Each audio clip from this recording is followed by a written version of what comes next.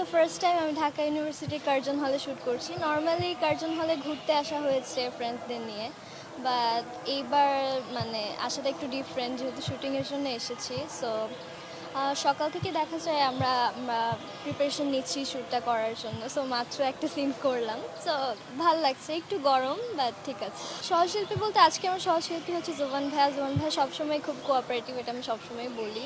So মানে acting করতে গেলে খুব একটা প্যারা হয় না।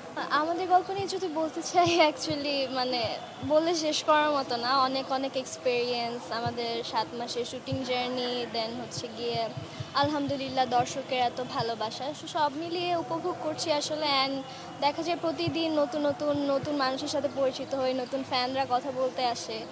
এই তো সব কিছু মিলে খুব ভালো লাগছে। ক্যাম্পাস লাইফে দেখা যায় যে এখন গেলে সিনিয়ররা বলে যে আপনি এই ক্যাম্পাসে পড়েন, মানে তারা খুবই অবাক হয়। অ্যান্ড যদি একটা মজার কথা শেয়ার করতে চাই, আমাকে ক্যাম্পাসে দেখলে সবাই জিজ্ঞেস করে আজকে কি ক্যাম্পাসে কোনো শুটিং চলছে। মানে দেয়ার লাইক যে আজকে আমি হয়তো ওই ক্যাম্পাসে শুটিং করতে গিয়েছি, বাট ওখানে পড়ি না। ক্যাম্পাসের নামটা যদি মেনশন করতে। আইইউবিএটি। এবং সামনে কি কাজ আছে? সামনে এই যে আজকে করছি শৌখিন ভাই একটা প্রজেক্ট, কাজল চোখের মেয়ে, এটা আসছে। দেন রাজ ভাইয়ের আরেকটা সিরিয়াল আসছে, ফিরাসের গল্প। আর কিছু টিভিসি ওভিসির কাজ করার চেষ্টা করছি।